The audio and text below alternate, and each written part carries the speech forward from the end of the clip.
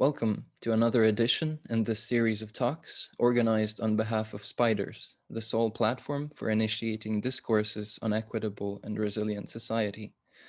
These talks complement a series of papers published on the Spiders platform dedicated to outlining the building blocks of post-capitalist political economies and societies, not oriented around growth and profit, but rather good lives and a flourishing web of life in times of profound planetary change.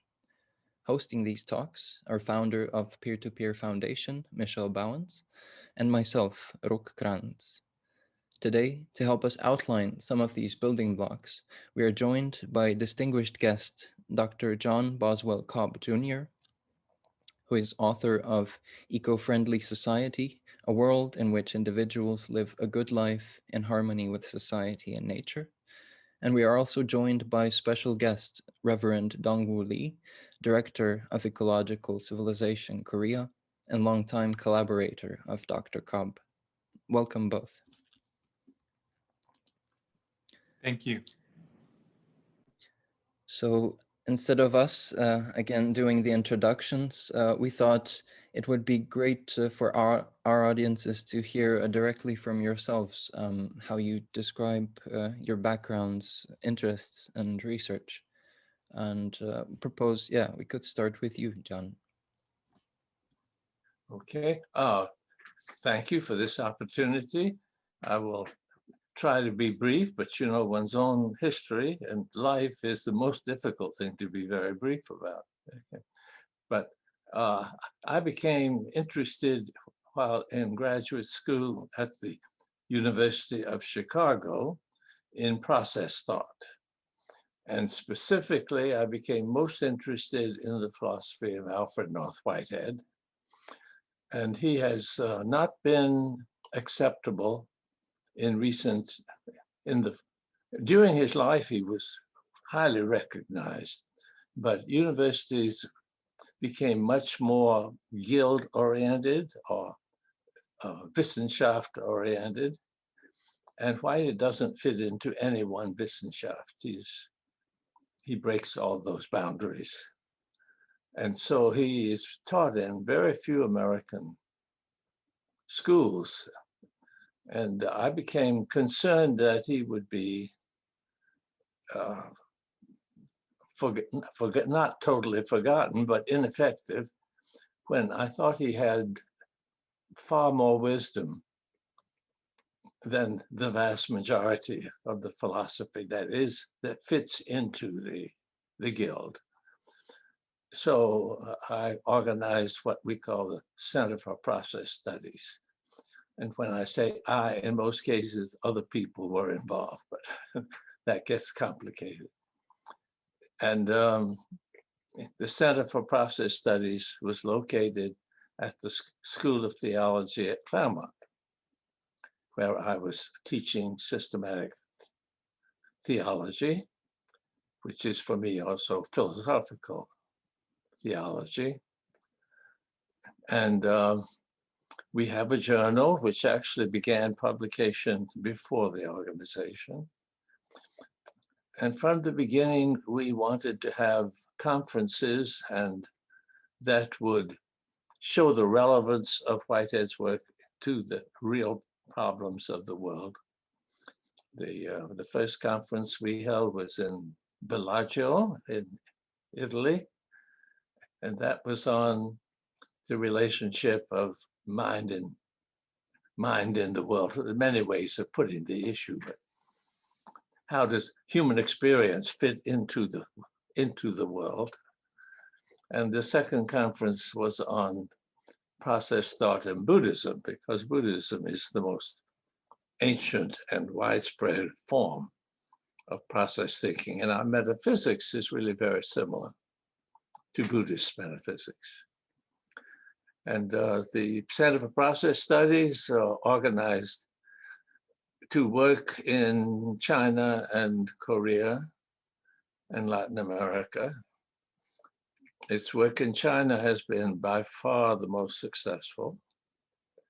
There are 35 centers for process studies in Chinese universities, which whereas practically none in the West. So it's, I think that's partly because Chinese thought is already quite processive, whereas Western Indo-European languages are fundamentally substantialist. And in the last, although we have been working in Korea for some time, there's been a real breakthrough recently when the mayor of Seoul became interested in our work. And Dongwoo could tell you much more about that than I, but we're excited about the fact that Korea has kind of caught on or become interested. And I think it has a chance of really being a world leader. I should add that Whitehead's philosophy is inherently related to the whole of culture, or the whole of civilization, not just to some one part of it. And we picked up from the Chinese the term ecological civilization, which was first used in the UN documents. And it is ecological civilization that we think is the alternative to the self-destructive world in which we now live. And that, I think, is what has been most important in Korea. But then Koreans are not anti-intellectual like Americans. So they have no objection to learning a philosophy that undergirds vision and activity. Sorry not to be brief. Thank you so much, John. And Reverend Dongwoo, welcome to say a few words as well. Thank you very much for this opportunity. I'm so glad to meet you all. And John already covered very much everything, so I'm going to be very brief. I am Reverend Dongwoo Lee, and I'm working on PhD at the Claremont School of Theology under John's leadership. And I've been working at the Center for Process Studies, as John mentioned, for a long time as a director of Korea project. And we have been doing, trying to make some connection and make bridges between the philosophy with the real life, specifically on changing the policies in Korea. So, and when we start to working as the ecological civilization, EcoCiv, and EcoCiv Korea, and we worked with the Seoul Metropolitan Government and Seoul Institute on the conferences. So we had 4 consecutive annual conferences with the partners in Seoul, and it has been successful. So it's really the beginning of the new movement in Korea, but we are so excited to become more active and also making a healthier and organic network with the partners who are interested in this way. Thank you. Thank you so much. So we thought it might be a good idea to give John at this point a little bit of time to address kind of a basic outline of his article. And if we understood right, it focuses a lot on the notion of community. So yeah, we'd propose John can take the lead. Thank you. Many years ago, in the 80s, I teamed up with an economist to write a kind of economics that would be an alternative to the dominant economic, the overwhelmingly dominant economics in the Western world, the capitalist version, which is based upon an extreme individualism. it's very interesting that when, well, I think it was Thatcher in England was once asked, but what about society? There's no such, she said, no such thing. Because all that society is a lot of individuals. The individuals, any relations that the individual has are not of importance. They are not really what the individual is. They're incidental. And the individual is posited to be self-interested, not to be affected by relations. I think this is a totally false understanding of human beings. And we much prefer the idea that people are persons in community, that the more they involve themselves in all of us are part of communities. We, of course, would not survive birth if we were not part of communities. Certainly we wouldn't develop as human beings. So it's not that human beings have not been in community, but that feature of human beings has been systematically ignored by economics. And in my view, the real theology of the United States is taught in graduate schools of economics and not in schools of theology. But I think the one we teach in the schools of theology is better than the one that's taught, the view of human beings. So it seems to me that as a theologian, I needed to deal with the way of understanding reality that was really shaping governmental actions and the whole educational system. We thought we were writing a book on the economics for community, but the publisher did not like that title, and the book came out as For the Common Good, which is not a bad title, but it doesn't make it quite as clear that what we are doing is challenging the economic system. So I'm stubborn. I still think community is immensely important, and that the worldview that the modernity has had has, when applied, is always destructive of community. What we call development is get people to function as isolated individuals.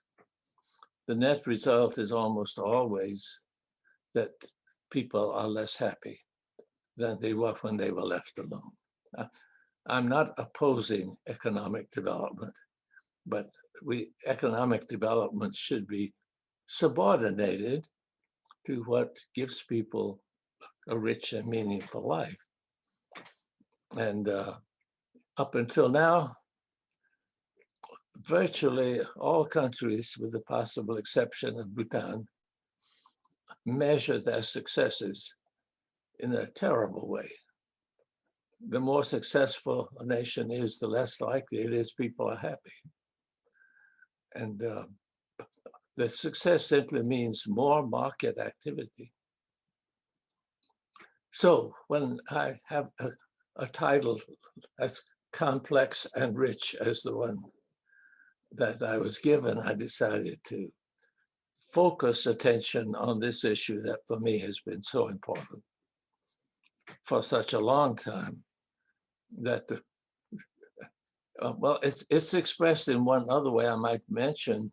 In universities, we used to have, in colleges at least, departments of social studies. Now you only have social sciences. And the science deals only with what is repetitive. And that means that history, which deals with what is singular, can only happen once in a very particular time, but is disappearing. And I think that's another expression of a very bad metaphysics that dominates both our politics and our education and our culture. Maybe it's worse in the United States, I think, than in Europe, but it's not good in Europe either. Okay, so I decided I would write primarily about community. And of course, first you need to just have a little definition. I think people understand what it is, even if they've never defined it. But it certainly means that cooperation is more fundamental than competition. Whereas in the way in which our universities operate and in which the school system operates, and I keep telling the Chinese, who are by far the ones most interested in what we have to say, that their whole school system prepares people for the capitalist world. It does not prepare people for a socialist world or for a community world. Because, only half the people can pass the exams. So from the age of 4, one is studying to be part of that half that passes. It turns education into rote memorization. So I'm not saying, though I said we have more acceptance in China, much more than we do in the United States. I consider the Vice President of China a friend, which is totally different from any relation I've had with any government figure in the United States, I can assure you. Incidentally, he is not a communist. People have a false view of the nature of the Chinese government. The parliament has 4 different parties in it. Anyway, I don't want to get off on too many tangents, but they're all important.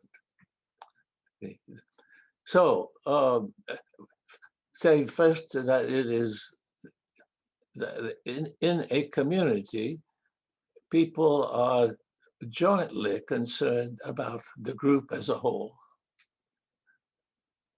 And they try to advance the well-being of the group as a whole.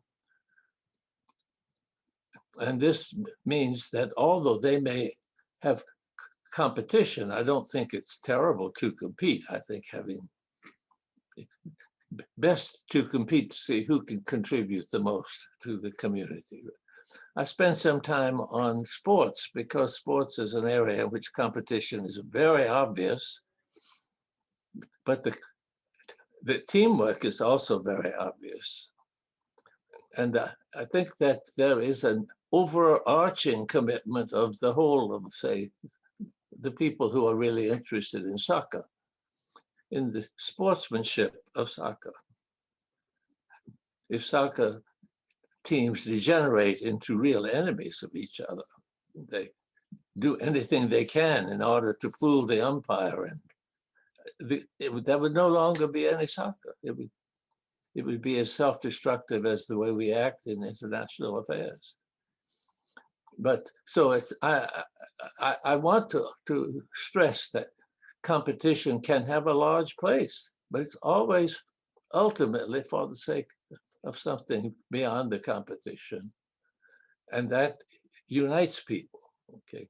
So I spend some time on that.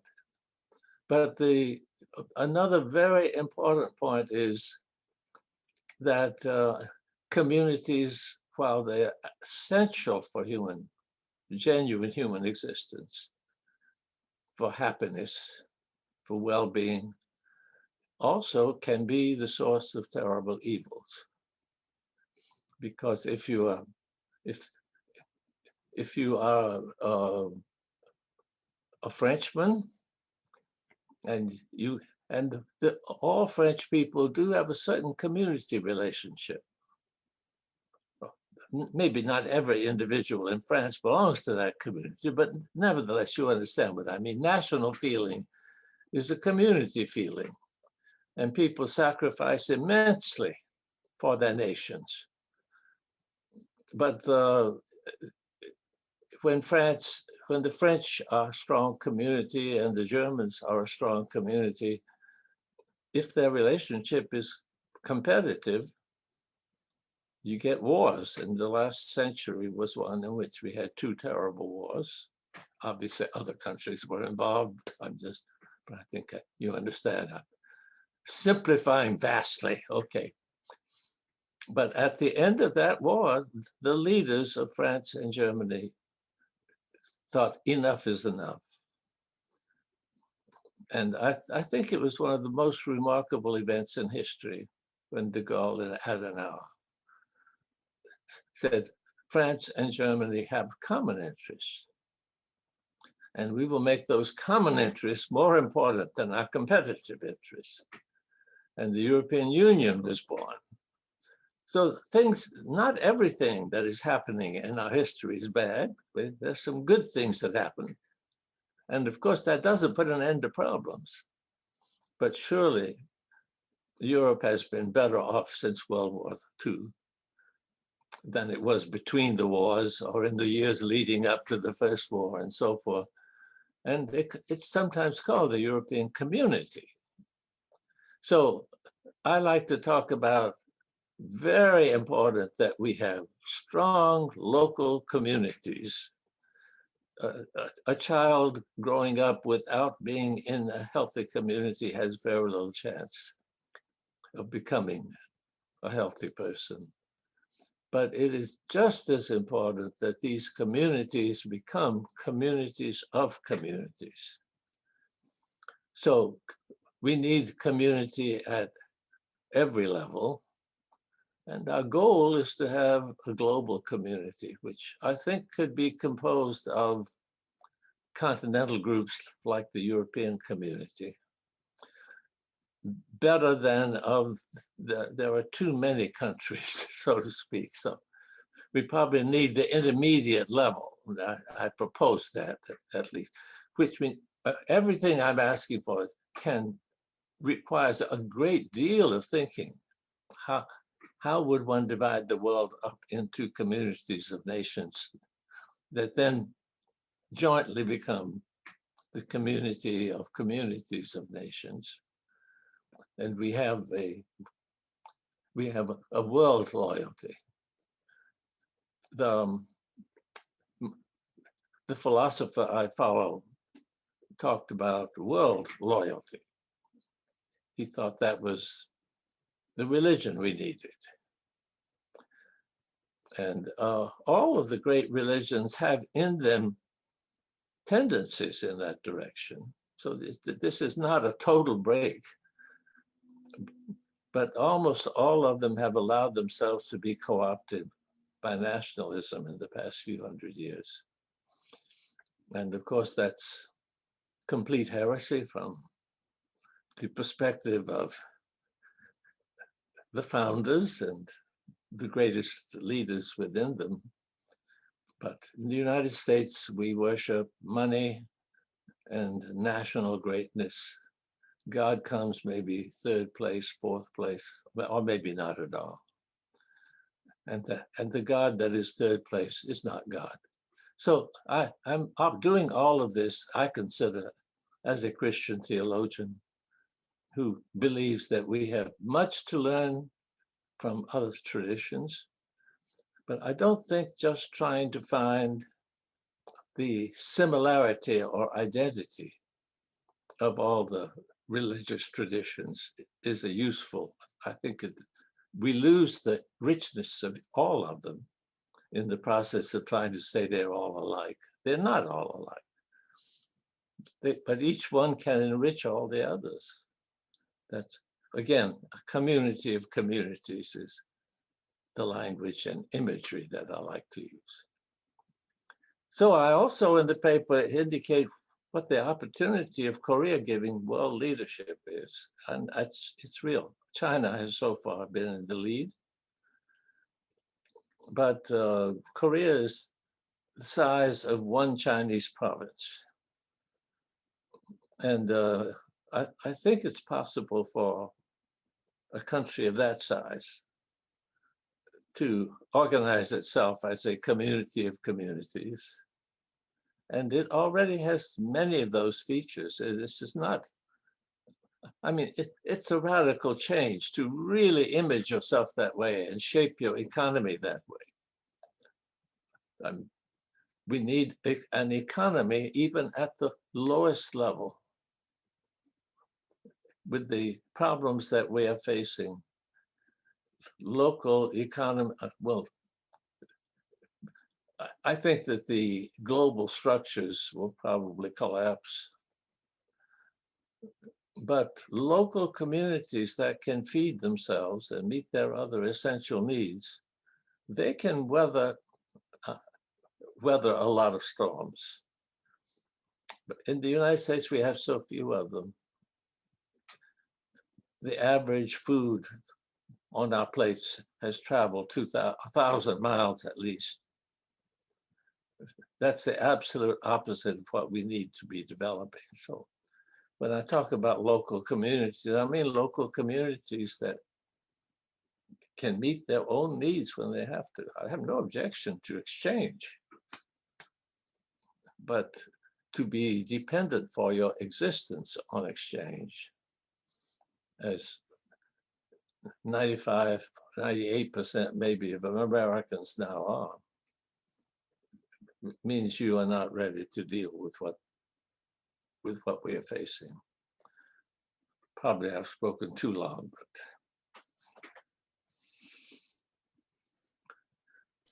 That's perfect. Thank you, John.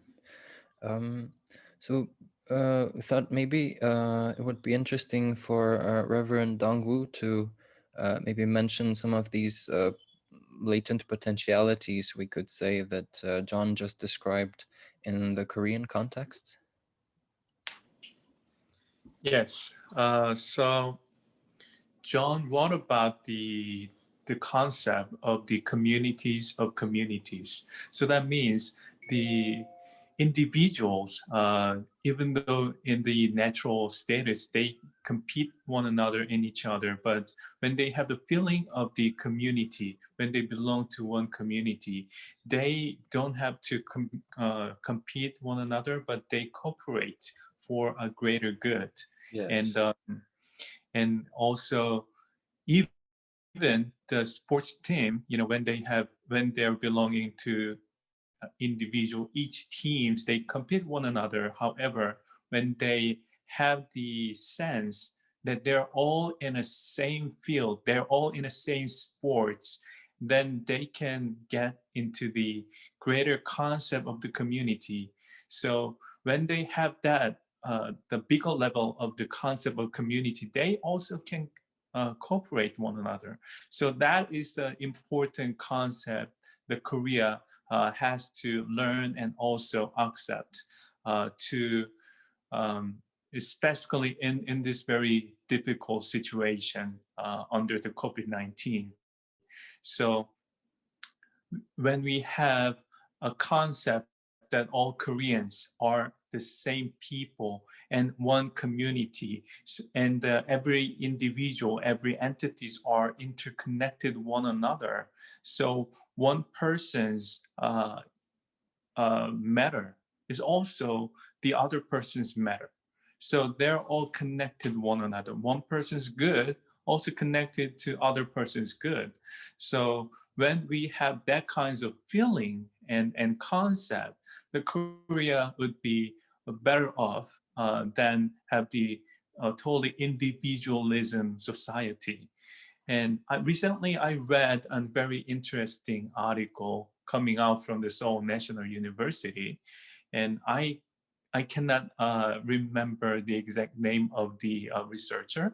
However, the research says that the reason why the Korean people and Korea as a nation can defeat the COVID-19 so successfully.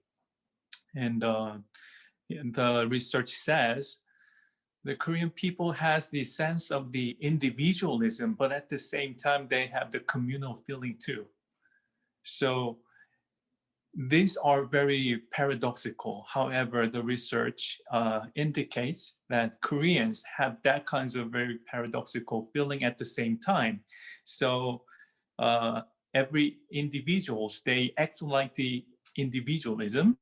However, they also think about the community and the greater good of the community or the society is very important for them, because they know that the greater good and the peace of the community, the greater community, is directly connected to their well-being.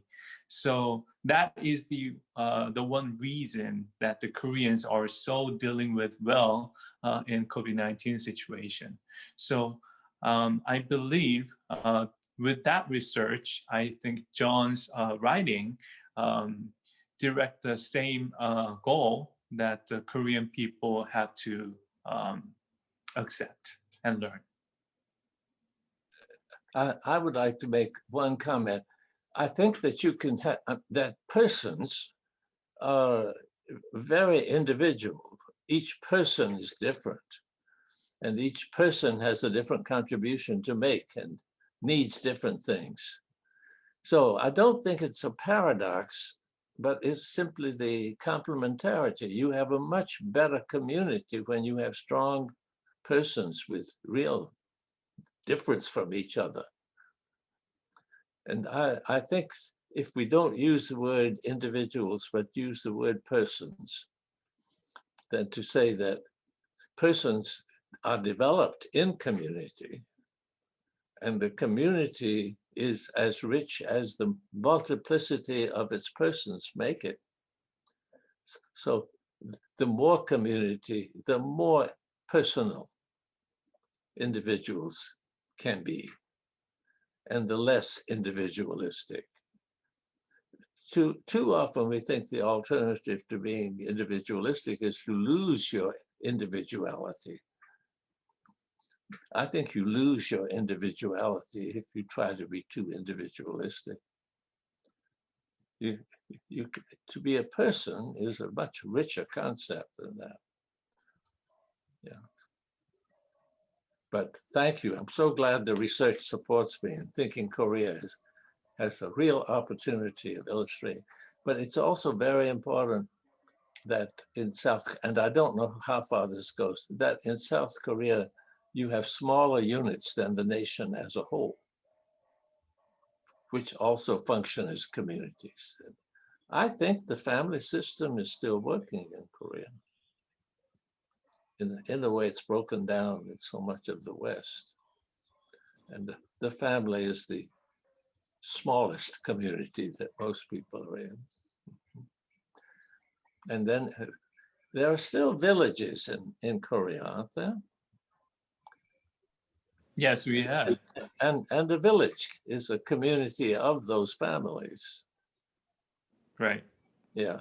So we need the communities at all levels. And I think Korea is not, I mean, of course it has been modernized and lots of loss, but also some gain. And its economy is in excellent shape. I mean, it's a rich country.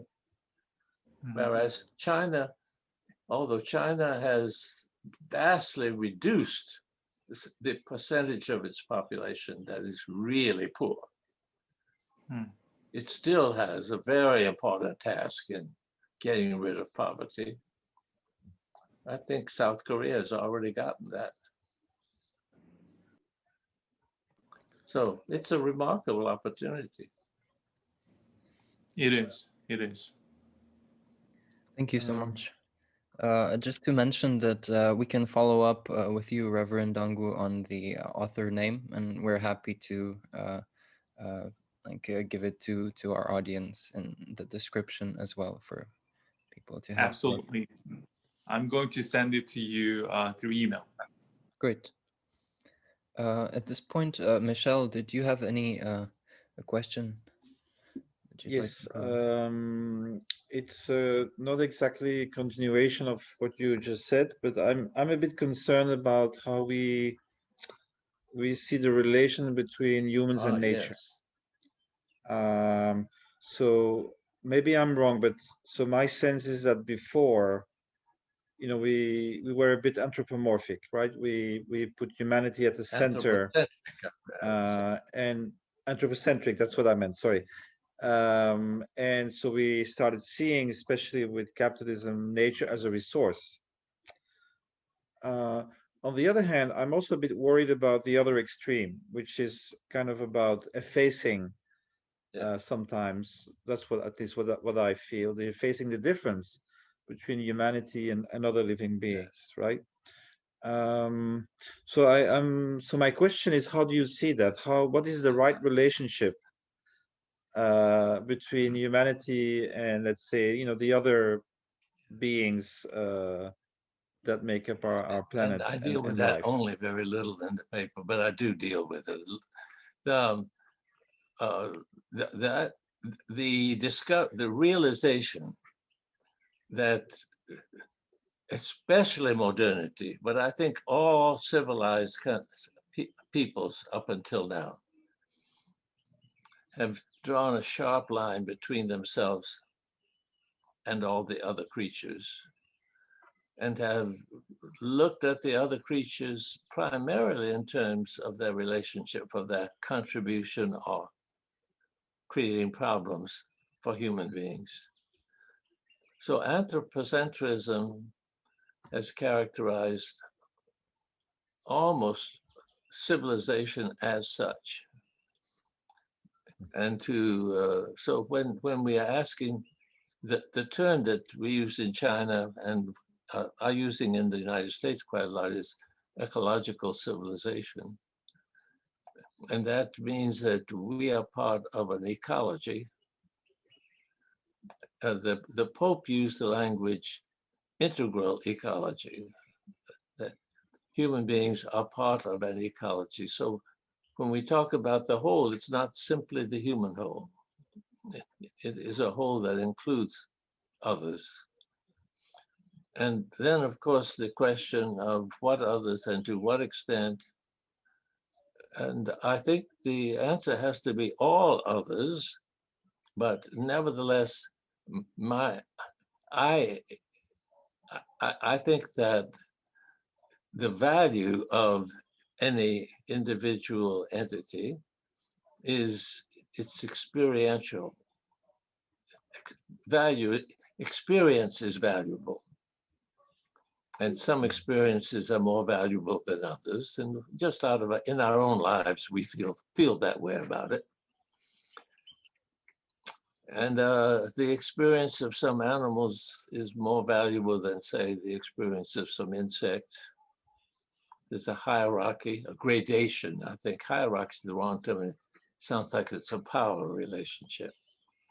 But there are gradations of value. And I personally have no problem swatting a mosquito. I mean, sometimes I miss it, but I mean, morally speaking, I consider my enjoyment of life more important than the mosquito. But I've stopped eating animals. And there are many reasons for thinking very seriously about our diet, the health factors, and so forth. But when I realized that our relationship to most of the animals that we ate was an industrial, we are manufacturing meat. The fact that there were living animals with their own experience, their own pleasure and pain, their own relationships to other animals and to human beings, it sort of disappears from my mind. In other words, my life is affected by my sense that the animal life is valuable. But I still eat seafood. I don't think that there is as much interior value in a fish as I do in a cow. And I may be wrong, I mean, these are not things that it's easy to quantify. But, and I also think that the miserable existence, which the cows that are being produced for purposes of our eating them, often have, and certainly pigs in chickens, so forth. This may be even worse. I don't think a fish's life is that measurable. And to make the whole life miserable is a lot worse than killing it. Anyway, those are reflections of mine on the topic, but it's a topic that deserves far more than an ad hoc answer like this. Thank you. Rock, I have another question if you don't mind. But sure. you know, Go ahead. So I think that when I read your abstract, you talk about the God life, right? So there's a kind of explicit religious, and of course, as you know, you're a theologian, that is entirely within to be expected. But how do you deal with secular people? So how does that? Because you know, if you say having the I'm God not life to hearing anything. Oh. You don't hear me? Is the technical problem mine or? Yes, because I'm not mute. So I'll repeat myself. So yeah, okay. So you talk in your essay about the God life, and certainly in the West, you know, there's a lot of secular people that do not necessarily have a religious identity or way of thinking. So how do you see that kind of collaboration between people who are more religiously oriented and have a kind of sense of transcendence, of a kind of vertical relationship, you know, with the absolute, and you know, people who don't necessarily have that experience or that vision? So how do you see that kind of, just as you have, you know, Christian Buddhism relationships, so how's the kind of religious secular relationship in your view? Yes. Well, of course, the word religion is very tricky. You see, my own view is, I call in the academic world, I talk about disciplinolatry. For people in a particular academic discipline, the belief system of that discipline becomes their theology. And of course, it's very unlikely that God plays a role. The atheism issue is for me quite different. I think that the vast majority of religion, whether it includes the word God, whether you use the word God or not, is from a good Christian perspective or Jewish perspective or Islamic perspective, idolatrous. Idolatry is treating as ultimate that which is not ultimate. But the fact that, and the vast majority of Christians do that. I mean, you understand, I mean, idolatry is a universal problem. And it's a greater problem than theism or atheism. Many people would consider me an atheist because I don't believe, I mean, the notion of an omnipotent deity to me is a blasphemy. But of course, from the point of view of so many Christians, that God is almighty is just a built-in part of that. So I'm often on the side of the atheists, but I think that the evidence both Heidegger is an atheist, okay, but Heidegger talked about the Rufnach 4, and I had quite independently been talking about the call forward. So phenomenologically, we agreed, and with people who agree with me phenomenologically, I can cooperate in all kinds of ways. But Heidegger said, finally, we call ourselves. And that's not how it feels to me. I think that that's a place where his metaphysics determined his interpretation of the phenomenology. And I think it should be the other way.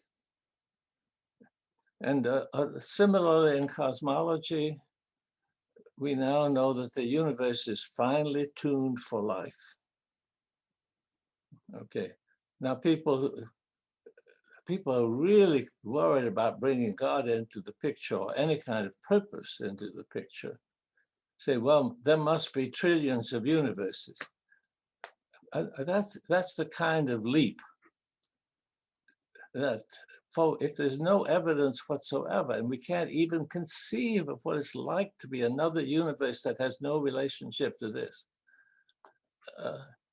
If you call that science, well, you can call it anything you want. I don't think that's science. You can just say, we don't know why. That's all right. That's science. But I find that there's lots of evidence that purpose plays a role in the world. Plays a role in my life and plays a role in the cosmos. And I do. If there's purpose, I call that God. You could call it something else if you want. And because the word God has had this connotation of something up there and out there and beyond the universe, I mean, there's so many connotations of the word, it may be better not to use it. I would like to save it. But another possible, some people would prefer the word Great Spirit. That's what the indigenous people here said. That's fine. I think there is a Great Spirit. Thank you so much. A great question and a great answer. I was just wondering, probably the God life might have been a typo, meaning I think it should have been the good life. Yes, I think that particular. Oh. I should. yeah. But yeah, an excellent. Yeah, I don't know what the God life would be. Thank you. I was a little puzzled, but I could talk about the issue of God anyway, and I'm glad to do so. To me, it's a very, very important question. I think Heidegger did himself existential damage by having to say that he was the source of the call. And in German, the word, we translated authenticity, and authenticity is an inherently good thing. But Eigentlichkeit is not, to me, it goes with an extreme individualism, which other people he described as simply being Mitsein.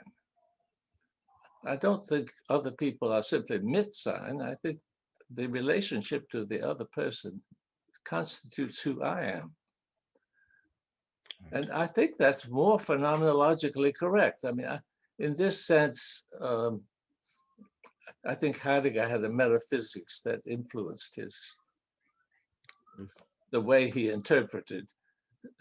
So I don't want to be a believer in something if the evidence is against it, but I don't know what the evidence is against the idea that we are affected by, the universe is affected by something which cannot be considered nature in the modern understanding of nature.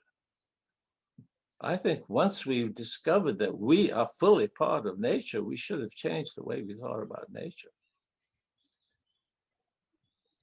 I think God is part of nature. But that's a different meaning of, you know. I think by nature, we should just mean everything that is.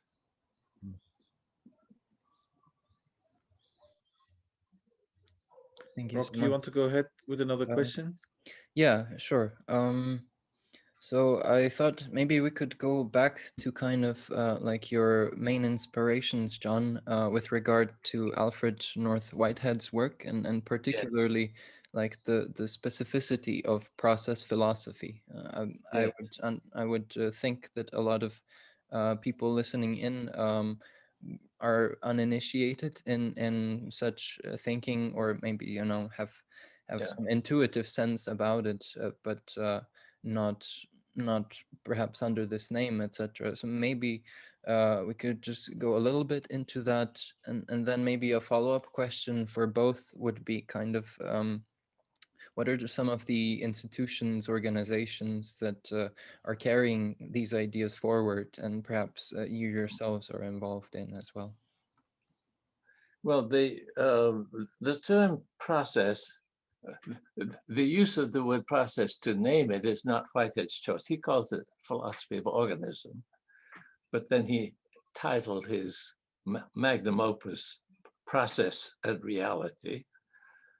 And it was very, I would say that the relation of Whitehead to the vast majority of Western philosophy is similar to the relation of Buddha to the vast majority of Indian philosophy. The Indo-European language makes us think that the world is made up of subjects. That is, I'm using subject now in the way of the subject of a sentence. It's almost most of our sentences, I mean, you can find exceptions, but the great majority of our sentences begin with a noun or a pronoun. It may have some adjectives and so forth. And when you do that, then you think that there's, say, if I use the word I, and I use it all the time, I've been using it today. And then I say, it feels like, in some sense, it's the same I. I'm saying something now that's a little different from what I was saying 5 minutes ago, but I'm doing it, okay? Well, that gives a strong sense that the subjects of sentences refers to a substance, something that remains self-identical, that underlies all the variety and change. And in India, that was called the Atman. And it's the Atman that the Buddha discovered doesn't exist. And Whitehead also says it doesn't exist. And in China, that's not a problem because they never did have an Atman. The language doesn't point in that direction.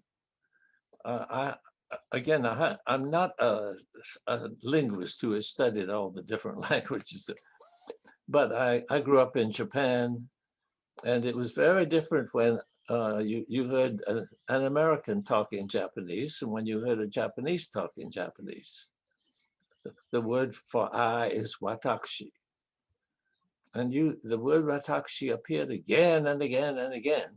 And when I spoke Chinese, I'm not criticizing other people. I used it a lot, okay? But it's not very common for Japanese to use the word. And it just shows, and I think that just as Buddhism took root in China, it has never taken root in India. So Whitehead is sort of easily understood. I don't mean in every detail, but just basically process rather than substance. In China, that's not a problem at all. So 35 universities create centers to study Whitehead. In the United States, it virtually excludes them from participation in the intellectual discussion. So that's where the word process got it. It means in science, for example, the vast majority of Western scientists are looking for substance. Now, at the subatomic level, they can't find it, so they just say it's queer. And then they don't discuss the metaphysics any longer. But the scientific evidence is that events are fundamental, and mass is a specific form that they take. But when I talk to scientists and say that they resist it strongly, their view is mass is fundamental and energy is a property of mass, then how can you have so many instances of energy where there is no mass? I mean, the logic is against them. The logic is clearly on Whitehead's side, but they don't like being told that, and the way they respond is disappointing. I mean, I would like to think that scientists were more interested in evidence than in metaphysics, but it ain't true. we've all stuck in metaphysics. And it's very hard for Westerners. That's another reason that I have more hope for the East, to come to an honest acceptance of the evidence of science. I mean, it's very hard to think against the language you use. Now, in the West, we had the influence of Hebrews, and that is also not a substance language. So it's an event language. The whole Bible is just stories and history and poetry and things like that. Can I ask you, John? Could I ask you how you fit in the notion of persons in that philosophy? Because to me, person actually does seem like, you know, there is something. Well, that is not just events are something. I mean, events are not nothing by any means. Every experience, my experience at this moment is an event, and my experience in the next moment is an event. And there's lots of continuity between them. And we can go into much more detail as to exactly how that continuity, but you know, this is not the place for an extended lecture. But a person, you could think of the person as the continuity of a series of events. And there's continuity, but there's also change. No. So I am very similar right now to what I was a year ago. But when I think of my experience as a 2-year-old child, it's very difficult to find the identity there. I'm still influenced by that, of course, the experiences we have as young children, but I think it's just more realistic to say we're not absolutely identical with what we were when we were first born. We change, and we are our experience, and that means unconscious experiences, non-conscious experience as well as conscious experience.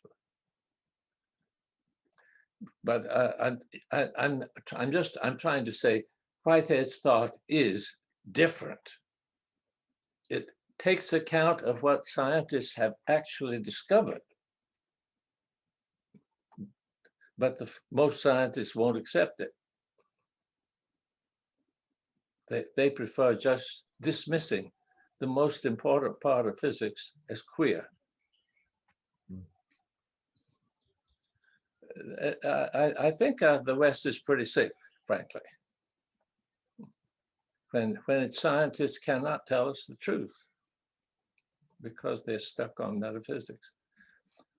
And the East does have a much better chance. And of course, Christian theology has that problem. I hope you don't think I'm excluding, but I think it has the tension between a Bible, which is all about events,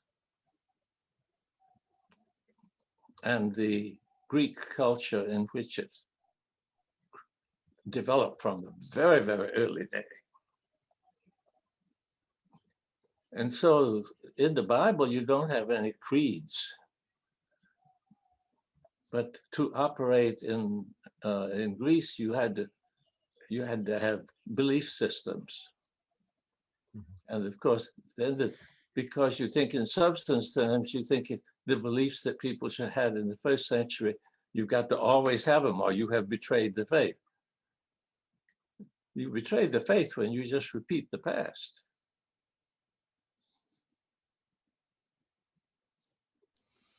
Thank you. So Christianity is a process. If you ask me, do I agree with any particular beliefs that Christians have had in the past? Well, I find some truth in them, but I don't think that they bind me now. Now I have to look at the world as realistically as I can. But I like to to think that seeing it as something that is changing and being open to what scientists discover and doing the best phenomenology I can is a better way than shutting myself up in an academic discipline and following the rules and excommunicating everybody who doesn't follow them. And I can assure you there's a lot more excommunication in the academic community than there is in the church these days. Absolutely. Yes. I actually like to just tell you an anecdote, because I live in Thailand. I'm married, with a local Chiang Mai woman, and when my kids were small, they would talk about themselves in the third person. Okay. They would say, "Chris is hungry," and so for me that was really striking how the language exactly determines how you see the world in an entirely different way. And I also heard that I don't know Thai very well, but they explained to me that you can't name anything in Thai without indicating a relationship. Okay. And that's very interesting. It's a so totally different worldview than. than. Why I have more hope for Yes. Easterners being able to accept the evidence that science has brought before us. Well, I see COVID, the reaction to COVID as a sign. What I want the Koreans to do. I think I want the Koreans to stop doing science in the Western way and do it truthfully. Thank you for saying that. I'm not sure it's true in Korea, but I hope it is. But no, it isn't true yet. Because modern science developed in Europe and developed in European languages, which are Indo-European languages. And obviously people who don't have the science, my supper has arrived. Have to learn to understand it in the Indo-European language. Then the next step, which Koreans haven't made yet, but I'm asking them to do. Oh, okay. We can improve on that. Right. Yeah. David Bohm worked very hard at doing that, developing a language. Okay, I hope you'll excuse me. Thank you so much. It's probably a good time to kind of round up, Rock, and maybe ask Reverend Dongwoo to do some kind of localized conclusion about how all this kind of plays out in your particular context. Right. So as Dr. Cobb mentioned, let me put it in other way. So Rock asked the question about how we all relate this ideal and also the philosophy and theology into the reality in one organization and how we are doing it. And as Dr. Cobb mentioned, the Center for Process Studies, we are focusing more on the academia side. So we made a academic researches over there, and they're trying to make the ideas and philosophy relevant in this world, and that is what we are doing in the Center for Process Studies. And ecological civilization is a different entity, and in ecological civilization, we agree to the Whiteheadian idea and philosophy, and at the same time, we want to make it happen in the real life. So we are trying to find more tangible and realistic way to actualize those ideas into our life. So we are doing for example, we are doing the water business, not business, but water developing, the clean water developing a project in Africa. And also in Europe, we are trying to make more connections with the government side and make the policy change. And also in Korea, we are working with the local government, specifically the Seoul Metropolitan Government and the Green Foundation, which is our good partners. And we are trying to make the way to bring this idea to the policy change into real life. So that is the work that we have been doing. Not only we're just talking in ideas and philosophical way in abstraction, but also we want to looking into the reality and trying to find a way to change the reality. So thank you. And thank you for the opportunity to be part of this great project. And this is exactly what we want to do in Korea. Thank you. Thank you. Rock, do you want to make some conclusion as well? Well, I think that that's a very good way to kind of close up. I'm not sure if John is joining us momentarily or not. He'll be back, but I'm not sure. So it might be better for us just wrapping up. Yeah. Sure. Well, then, well, thank you so much, Reverend Dongwoo, for joining us. And of course, John, hopefully, Dongwoo, you can extend our gratitude to him as well after his dinner. Absolutely. It was a great pleasure. Yeah, hopefully we'll stay in touch and forward these ideas both on this side. Of course, this will be published on the Spiders platform with the references you've provided all throughout, books, articles, authors, organizations, and hopefully this will be a solid basis for our listeners to also engage in and the different practices that are out there that are forwarding these ideas that we just discussed. Thank you so much again. Thank you very much for a great opportunity. Yes, thank you so much. And Reverend Dongwoo, I also appreciate the intercivilizational dialogue between an American and a Korean. I think that's very hopeful that people can work, from such a distance and a different background. Thank you very much.